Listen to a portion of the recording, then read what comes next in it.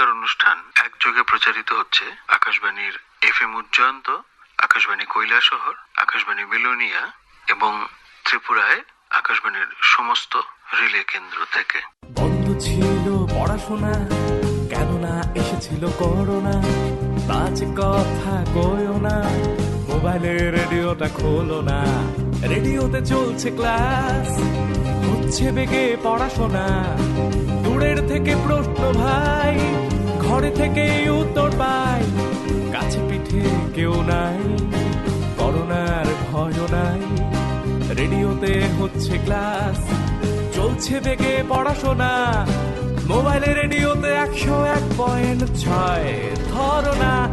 FM Ujjayanta, FM Ujjayanta, FM Ujjayanta, FM Ujjayanta. শিক্ষার্থী বন্ধুরা, এই বিশেষ সময়ে আকাশবাণী আগরতলা ও FM উজ্জয়ন্তর পক্ষ থেকে তোমাদের উদ্দেশ্যে নিবেদিত হচ্ছে এই বিশেষ শিক্ষার্থীদের জন্য অনুষ্ঠান, যা তোমরা শুনতে পাবে আজকের মতোই প্রতি সোম থেকে শুক্রবার দুপুর 2:30 থেকে 3টে পর্যন্ত। শিক্ষার্থী বন্ধুরা, তোমরা এই অনুষ্ঠান শোনো এবং এই অনুষ্ঠান শুনবার জন্য বাবার মোবাইলে টিউন করো 101.6 FM ফ্রিকোয়েন্সি, অথবা গুগল সার্চে সার্চ করো প্রসার ভারতী লাইভ রেডিও। প্রসার ভারতী ওয়েবসাইটে স্পর্শ করো লাইভ রেডিও। রাজ্য অনুযায়ী সমস্ত স্টেশন দেখতে পেয়ে নিচে নেমে গিয়ে স্পর্শ করো ত্রিপুরার অধীনে আকাশবাণী আগরতলায়, আর শুনতে থাকো তোমাদের উদ্দেশ্যে প্রচারিত এই বিশেষ শিক্ষার্থীদের জন্য অনুষ্ঠান। আমাদের এই বিশেষ শিক্ষার্থীদের জন্য অনুষ্ঠানের ছাত্রছাত্রী বন্ধুদের উদ্দেশ্যে জানাচ্ছি, তোমাদের জন্য আমরা আরেকটি সুখবর নিয়ে আসতে পেরেছি। এখন থেকে আমাদের এই বিশেষ শিক্ষার্থীদের জন্য অনুষ্ঠান, যেই বিষয়গুলো তোমাদের পড়ানো হচ্ছে সেই সমস্ত বিষয়গুলো, প্রতিদিনকার বিষয়গুলো তোমরা পরের দিন আকাশবাণী আগরতলার যে ইউটিউব চ্যানেল আছে সেখানেও দেখতে পাবে এবং শুনতেও পাবে। সেটা শোনার জন্য তোমাদের ইউটিউবে গিয়ে সার্চ করতে হবে অল ইন্ডিয়া রেডিও আগরতলা, এবং সেই অল ইন্ডিয়া রেডিও আগরতলা এলে পরে তখন তাতে আঙুল ছুঁয়ে তোমরা সেখানে গিয়ে সেই বিশেষ লেসনটি সিলেক্ট করে তোমরা তা শুনতে পারবে। আজকের এই বিশেষ শিক্ষার্থীদের জন্য অনুষ্ঠানে আমরা আমাদের শিক্ষার্থী বন্ধুদের উদ্দেশ্যে একটি ঘোষণা করছি। সেটি হচ্ছে, আমাদের আগের যে মেসেজ নাম্বারটি তোমাদের দেওয়া হয়েছিল শিক্ষার্থী বন্ধুরা, বিভিন্ন বিষয়ের পাঠের ওপর সেই দিনকার তোমাদের প্রশ্ন পাঠিয়ে দেওয়ার জন্য, তাতে আমরা আপাতত একটু পরিবর্তন করছি। এখন থেকে তোমরা তোমাদের এই বিষয়ের ওপর সমস্ত যত প্রশ্ন আছে সবকিছু 8787551200 এই নম্বরে পাঠাতে থাকবে। আগামীকাল এই অনুষ্ঠানের শুরুতে তোমরা তোমাদের সমস্ত প্রশ্নের জবাব পেয়ে যাবে। প্রিয় শিক্ষার্থী বন্ধুরা, আজকের এই বিশেষ শিক্ষার্থীদের জন্য অনুষ্ঠানে আমরা তোমাদের মূল পাঠে যাবার আগে গতদিন ইংরেজির অরিন্দম স্যার যেই কবিতাটি পড়িয়েছিলেন, অর্থাৎ দ্য রোড নট টেকেন, তার উপরে তোমরা যে প্রশ্নগুলো পাঠিয়েছো সেই সমস্ত প্রশ্নগুলোর জবাব আমরা আগে তোমাদের কাছে পৌঁছে দিচ্ছি। প্রথম প্রশ্ন ছিল, why will the poet make a choice about the road? তো এর উত্তরে অরিন্দম স্যার বলেছেন, the poet had to choose a road because he could not travel both. 2 number প্রশ্নে তোমরা বলেছিলে, how will we choose the best way in life?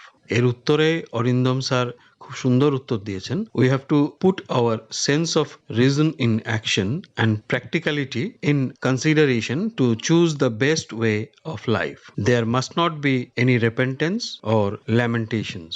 তোমাদের 3 নম্বর প্রশ্ন ছিল, where does the traveller find himself? এর উত্তরে অরিন্দম স্যার জানিয়েছেন, the traveller finds himself in the yellow woods at a point where the road forks into two. 4 নম্বর প্রশ্ন তোমরা জিজ্ঞেস করেছিলে, বলেছিলে discuss the poem in brief. তো এর উত্তরে অরিন্দম স্যার সংক্ষেপে কবিতাটি সম্বন্ধে আলোচনা করেছেন। The main theme of the poem the road not taken is that it is often impossible to see where a life-altering decision will lead. Thus, one should make their decision swiftly and with confidence. It is normal to wonder what the outcome would have been if the other road the road not taken was the road chosen. But to contemplate this hypothetical deeply is folly, for it is impossible to say whether taking the other road would have been better or worse. All one can say is that it would have been different. তোমাদের শেষ প্রশ্ন ছিল, please tell us about the poet of the poem The Road Not Taken. তো এর উত্তরে Arindam sir জানিয়েছেন, The poet Robert Lee Frost, born on March 26, 1874 and passed away January 29, 1963, was an American poet. His work was initially published in England before it was published in America. Known for his realistic depictions of rural life and his command of American colloquial speech, Frost frequently wrote about settings from rural life in New England in the early 20th century, using them to examine complex social and philosophical themes. Frost was honored frequently during his lifetime and is the only poet to receive 4 Pulitzer Prizes for poetry. He became one of America's rare public literary figure, almost an artistic institution. He was awarded the Congressional Gold Medal in 1960 for his poetic works. তো শিক্ষার্থী বন্ধুরা, এই ছিল তোমাদের গত দিনের যে ইংরেজি পদ্য তোমাদের পড়ানো হয়েছিল। দ্য রোড নট টেকেন পড়িয়েছিলেন কৈলাসহর সূর্যমণি মেমোরিয়াল উচ্চতর মাধ্যমিক বিদ্যালয়ের সহকারী প্রধান শিক্ষক তথা ইংরেজির শিক্ষক অরিন্দম সরকার। সেই পড়ানোর ওপর তোমাদের যে সমস্ত প্রশ্ন ছিল তার উত্তর।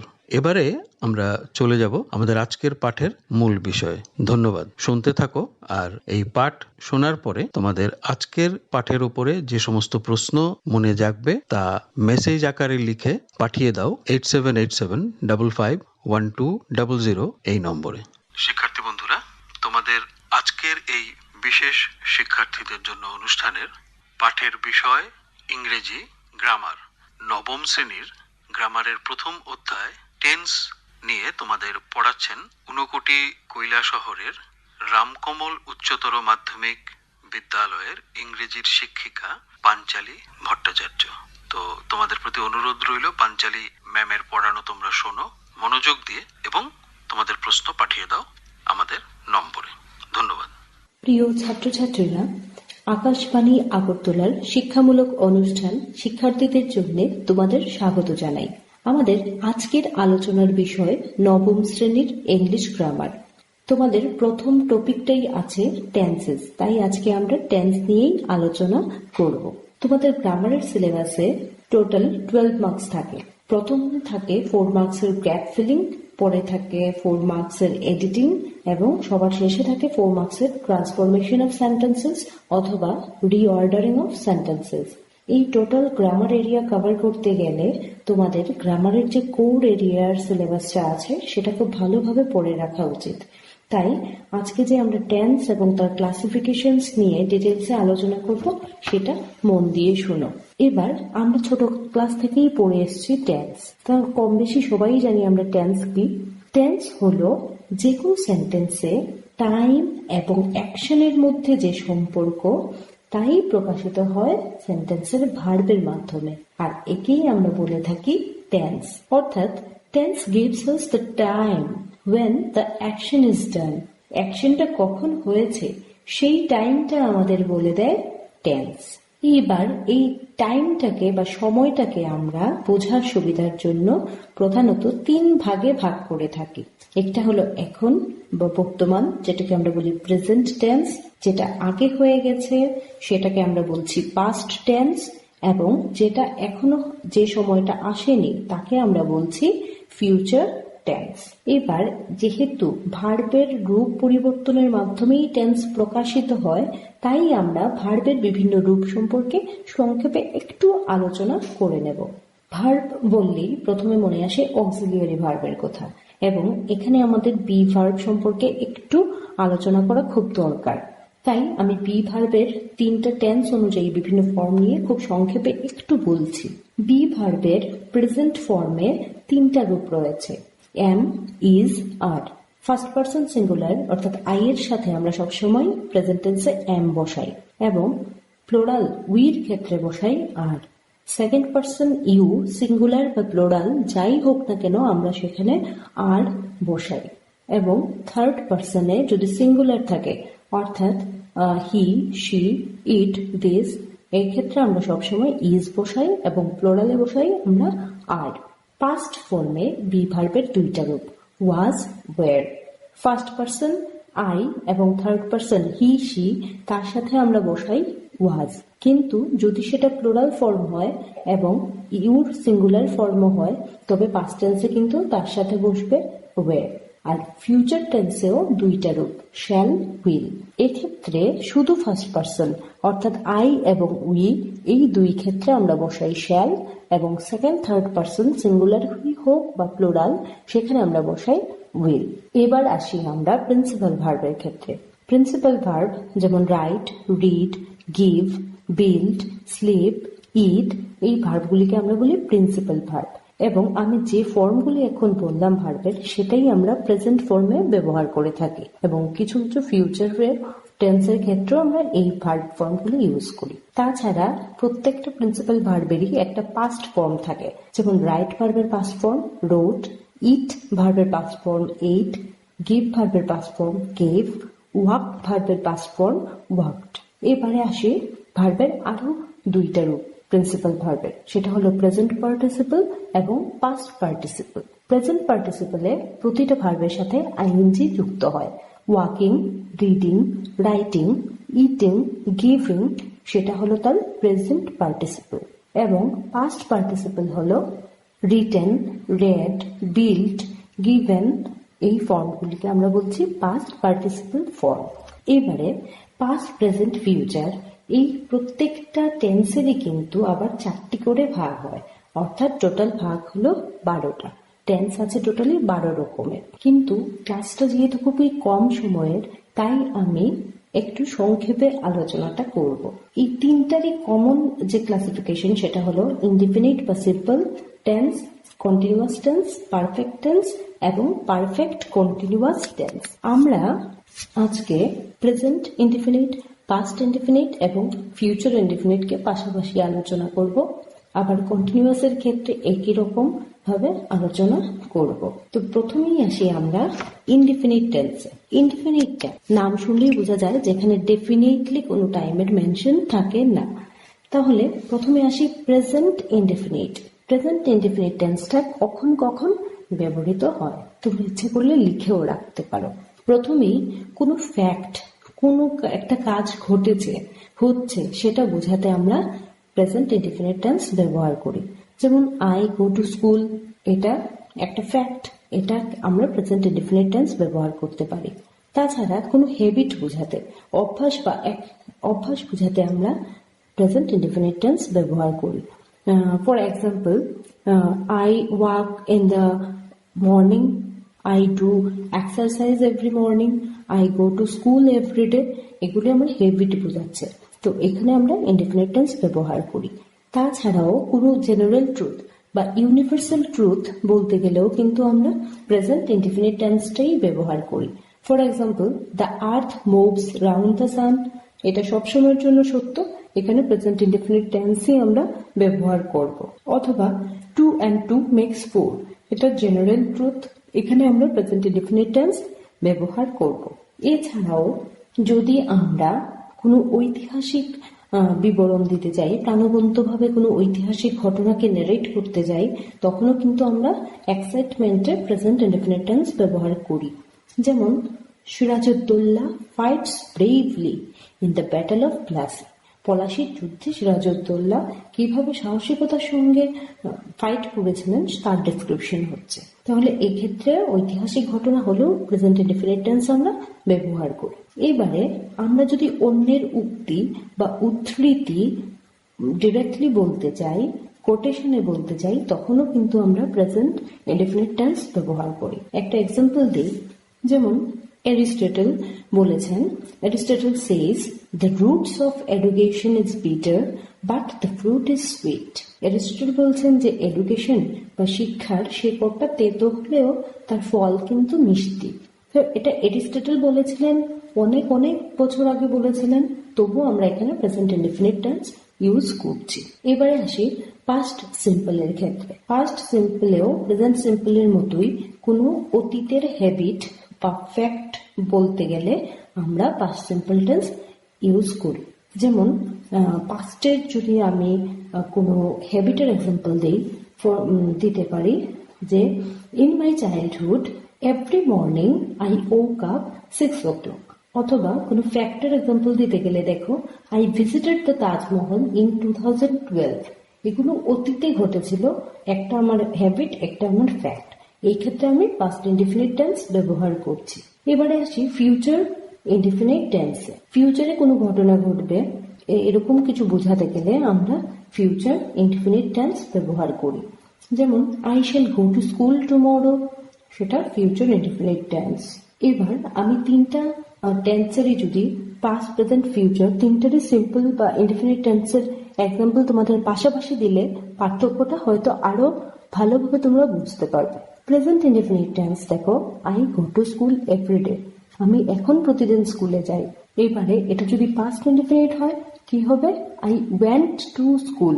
গোয়েরটা কি হলো? গোয়ের পাস্ট ফর্ম ওয়েন্ট ব্যবহার করেছি, আর কিন্তু সেন্টেন্সে কোনো চেঞ্জ নেই।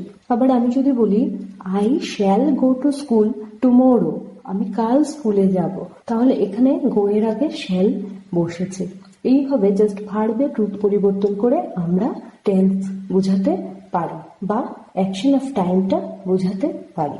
এবারে আমরা আসি কন্টিনিউয়াস টেন্সে। কন্টিনিউয়াস নামের মধ্যেই বোঝা যায় যে কোনো একটা কিছু চলছে, কোনো কাজ চলছে, তাকেই বলি কন্টিনিউয়াস টেন্স। যদি কাজটা বর্তমানে চলতে থাকে, প্রেজেন্টে চলতে থাকে, তবে আমরা বলি প্রেজেন্ট কন্টিনিউয়াস। যদি অতীতে কোনো একটা কাজ চলছিল যেটা তখনও শেষ হয়নি, কন্টিনিউ হচ্ছিল, তা বোঝাই, তবে আমরা বলি তাকে পাস্ট কন্টিনিউয়াস টেন্স।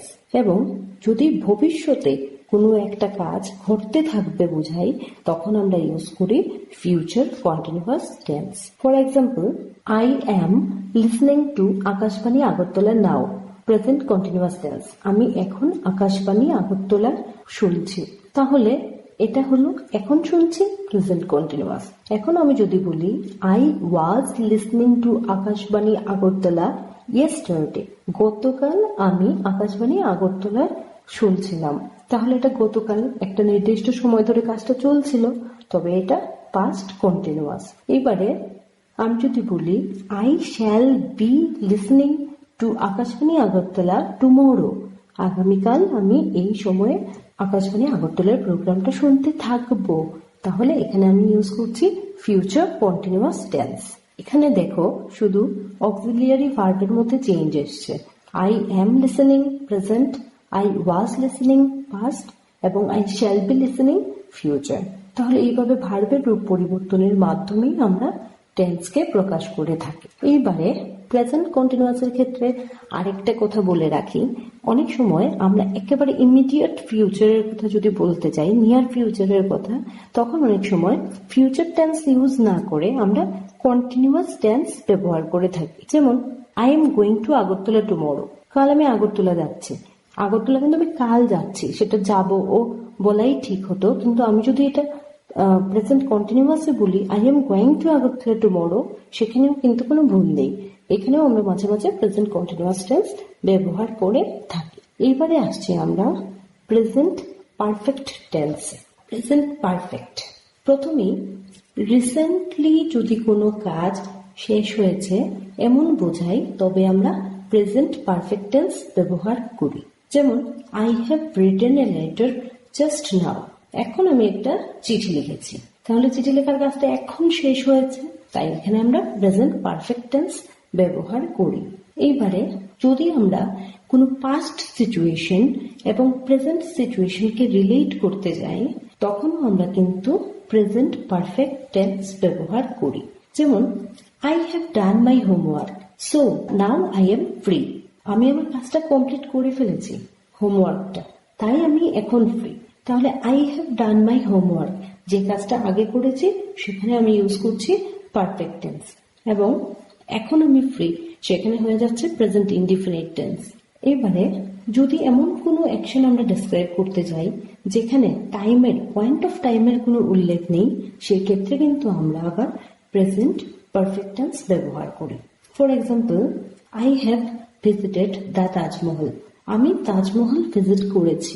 এখানে কোনো টাইমের উল্লেখ নেই, তাই এখানে আমরা বলতে পারি এটা প্রেজেন্ট পারফেক্ট। কিন্তু আমি যদি বলি I visited the Taj Mahal in 2012, এখানে কিন্তু আমি পয়েন্ট অফ টাইম মেনশন করছি, তখন কিন্তু সেটা হয়ে যাবে পাস্ট ইনডিফিনিট টেন্স। খেয়াল রেখো, যদি পয়েন্ট অফ টাইম উল্লেখ করো পাস্ট ইনডিফিনিট, যদি পয়েন্ট অফ টাইম উল্লেখ না করো তবে এটা থেকে যাচ্ছে কিসে? প্রেজেন্ট পারফেক্টে। এইবারে এমন কোনো অ্যাকশন যদি আমরা ডেসক্রাইব করি যা ফার্স্টে শুরু হয়েছে, প্রেজেন্টেও চলছে এবং ফিউচারেও চলার পসিবিলিটি রয়ে গেছে, তবে আমরা প্রেজেন্ট পারফেক্ট টেন্স ব্যবহার করতে পারি। যেমন, I have already started my new job. তাহলে আমি আমার নতুন জবটা তো আগেই শুরু করেছি এবং এখনো করছি, এবং যেহেতু এটা জব সেটা চলবেও আমার, তাহলে এই ক্ষেত্রেও আমরা কি ইউজ করতে পারছি? Present perfect tense. এইবারে past perfect tense. Past perfect আর ফিউচার পারফেক্টে অনেকটাই মিল আছে, একটু খেয়াল করে শুনো। যদি দুইটা অ্যাকশন পাশাপাশি ঘটে, তার মধ্যে কম্পারেটিভলি যেটা আগে ঘটে সেখানে আমরা পারফেক্ট টেন্স ইউজ করি। এবারে যদি পাস্টের দুইটা অ্যাকশন থাকে এবং এর মধ্যে যেটা আগে ঘটেছে, সেই ক্ষেত্রে আমরা পাস্ট পারফেক্ট টেন্স ব্যবহার করব যে ঘটনাটা আগে ঘটেছে তার ক্ষেত্রে, এবং যেটা পরে ঘটেছে তার জন্য থাকবে ইনডিফিনিট টেন্স। একটা এক্সাম্পল দিলে ভালো করে বোঝাতে পারবো। The rain had started before we reached home. বৃষ্টি শুরু হয়ে গেছে আমাদের বাড়ি পৌঁছার আগেই। তাহলে অ্যাকশন দুইটা, একটা হলো দ্য রেইন হ্যাড স্টার্টেড, আর একটা হলো উই রিচড হোম। দুইটার মধ্যে আগে কোনটা ঘটেছে? বৃষ্টি আগে শুরু হয়েছে। তাই এখানে দ্য রেইন হ্যাড স্টার্টেড এর ক্ষেত্রে আমরা পাস্ট পারফেক্ট টেন্স ইউজ করেছি, এবং উই রিচড হোম যেহেতু এটা পরে হয়েছে সেক্ষেত্রে আমরা ইউজ করেছি পাস্ট ইনডিফিনিট টেন্স। আবার ফিউচার পারফেক্টের ক্ষেত্রেও কি হবে? ফিউচারে যে কোনো দুইটা কাজ বা অ্যাকশন চলতে থাকলে যেটা তুলনামূলকভাবে আগে হবে সেক্ষেত্রে কি ইউজ করব আমরা? ফিউচার পারফেক্ট টেন্স, এবং পরেরটা হয়ে যাবে প্রেজেন্ট ইনডিফিনিট টেন্স। যেমন একটা এক্সাম্পল দিই, you will have complete the homework before you go to school. একটা হলো দুইটা অ্যাকশনের উল্লেখ আছে এখানে, একটা হলো কি হোমওয়ার্কটা শেষ করা এবং দ্বিতীয়টা হলো স্কুলে যাওয়া। আগে কোনটা হবে? বলছে যে আগে তুমি হোমওয়ার্কটা কমপ্লিট করো, তারপরে তুমি স্কুলে যাবে। তাহলে যেহেতু হোমওয়ার্কের কাজটা কম্পারেটিভলি আগে হচ্ছে, তার জন্য এটা ফিউচার পারফেক্ট। ফিউচারের জন্য উইল সাবজেক্টের পরে ইউ উইল, তারপরে পারফেক্ট টেন্সের জন্য বসছে have. You will have completed the homework before you go to school. দেখো, ফিউচারে হলেও কিন্তু সেকেন্ড অ্যাকশনটার ক্ষেত্রে প্রেজেন্ট ইনডিফিনিট টেন্স বসছে।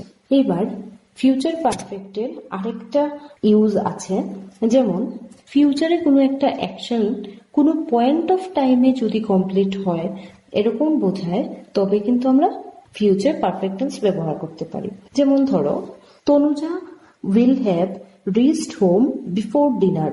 তাহলে বিফোর ডিনার, ডিনারের মানেই তো এখানে রাত বোঝাচ্ছে। সেই নির্দিষ্ট ডিনারের নির্দিষ্ট সময়ের আগে তনুজা বাড়ি পৌঁছে যাবে।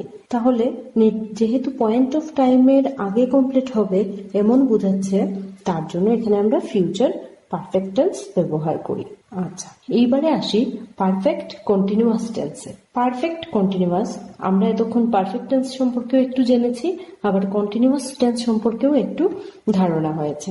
তাহলে বুঝতেই পারছো প্রেজেন্ট পারফেক্ট কন্টিনিউয়াস টেন্সে অবশ্যই প্রেজেন্ট এবং পারফেক্ট দুইটারই ক্যারেক্টারিস্টিক্স থাকবে। প্রেজেন্ট পারফেক্ট টেন্স, ধরো কোনো কাজ অতীতেই পাস্টেই আরম্ভ হয়েছে এবং এখনো কাজটা কন্টিনিউ চলছে, তখন আমরা কি ইউজ করব? Present perfect continuous tense. We have been staying at home since 26th March। 26th March মানেই বুঝতে পারছো পাস্টে আরম্ভ হয়েছে কাজটা, এবং এখন পর্যন্ত কিন্তু আমরা ঘরেই আছি। We are staying in home. তো এখানে যেহেতু 26th March থেকে শুরু হয়েছে, এখনো চলছে, তার জন্য একটা ডিউরেশন বোঝাচ্ছে টাইমের, আমরা এখানে প্রেজেন্ট পারফেক্ট কন্টিনিউয়াস টেন্স ব্যবহার করছি।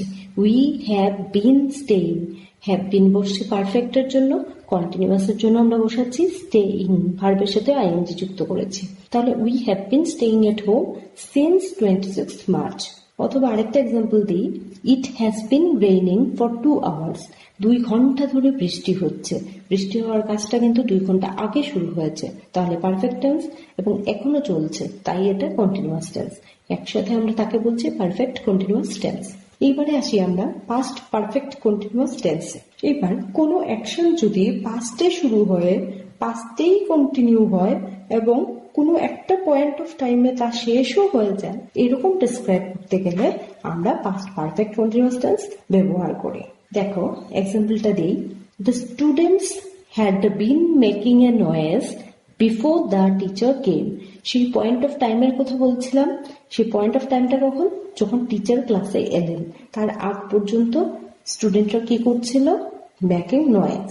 তাহলে the students had been past পারফেক্টের জন্য, মেকিং কন্টিনিউয়াসের জন্য। The students had been making a noise before the teacher came. এই আমাদের পাস্ট পারফেক্ট টেন্স। এবারে ফিউচার পারফেক্ট কন্টিনিউয়াস টেন্স যেটা রয়েছে, সেটা আসলে আমাদের দৈনন্দিন জীবনে বা এমনি কমনলি ইউজই হয় না। তবু আমি বলছি, যদি ভবিষ্যতে কোনো একটা কাজ চলতে থাকে বোঝায়, কোনো কাজের ব্যক্তিকালকে বোঝায়, তখন ফিউচার পারফেক্ট কন্টিনিউয়াস টেন্স ব্যবহার করা হয়। ফর এক্সাম্পল, নেক্সট সানডে, আগামী রবিবার, Raya will have been performing a dance programme. তাহলে এখানে দেখো, নেক্সট সানডে ভবিষ্যতের কথা বলা হচ্ছে। একটা মেয়ে নাচবে এবং একটা নির্দিষ্ট সময় ধরে নাচটা করবে, এবং যেহেতু এটা একটা পিরিয়ড ধরে হবে, তার জন্য এখানে কি ইউজ হচ্ছে? ভবিষ্যৎ বলে উইল, পারফেক্ট বলে হ্যাভ বিন, আবার কন্টিনিউয়াস টেন্স বলে ভার্বের সাথে আইএনজি, পারফর্মিং। বুঝতে পেরেছ? ভবিষ্যতে একটা নির্দিষ্ট ব্যক্তিকাল, একটা টাইম ডিউরেশন নিয়ে একটা কাজ চলতে থাকবে, তার জন্য আমরা ফিউচার পারফেক্ট কন্টিনিউয়াস টেন্স ব্যবহার করতে পারি। প্রতিটা টেন্সের স্ট্রাকচার যদি তোমাদের সাথে শেয়ার করতে পারতাম, তাহলে আরো বেশি খুশি হতাম, বা তোমাদের ক্লাসটা হয়তো আরো বেশি ভালো লাগতো। কিন্তু যেহেতু সময় খুব সীমিত, এখানেই শেষ করছি। বাই। শিক্ষার্থী বন্ধুরা, তোমাদের উদ্দেশ্যে আবারও বলছি, এই অধ্যায়ের উপর তোমাদের যা যা প্রশ্ন আছে তা অবশ্যই আজকেই পাঠিয়ে দাও 8787551200 এই নম্বরে। বন্ধ ছিল পড়াশোনা, কেননা এসেছিল করোনা। আজ কথা কইও না, মোবাইলে রেডিওটা খোলো না। রেডিওতে চলছে ক্লাস, হচ্ছে বেগে পড়াশোনা। দূরের থেকে প্রশ্ন ভাই, ঘরে থেকেই উত্তর পাই। কাছে পিঠে কেউ নাই, করোনার ভয়ও নাই। রেডিওতে হচ্ছে ক্লাস, চলছে বেগে পড়াশোনা। মোবাইলে রেডিওতে 101.6 ধরনা। FM Jayanta, FM Jayanta, FM